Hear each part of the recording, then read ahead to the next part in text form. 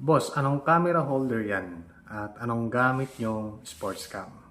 So, sa action cam, ito ang gamit natin.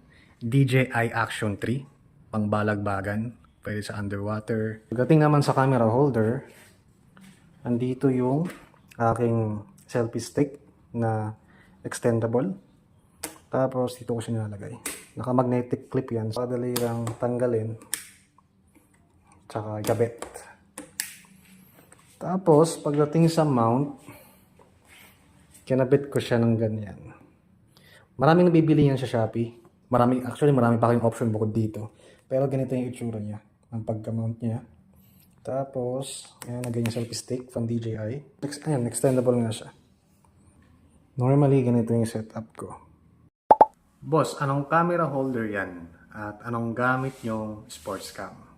So, sa action cam, ito ang gamit natin. DJI Action 3. Pangbalagbagan. Pwede sa underwater. Pagdating naman sa camera holder, andito yung aking selfie stick na extendable. Tapos dito ko siya nilalagay. Naka-magnetic clip yan. So, madali lang tanggalin. Tsaka gabit. Tapos, pagdating sa mount, kinabit ko siya ng ganyan. Maraming nabibili yan sa Shopee. Marami pa kayong option bukod dito. Pero ganito yung itsura niya. Ang pagka-mount niya. Tapos, ayan, na ganyan selfie stick from DJI. Ayan, extendable nga siya.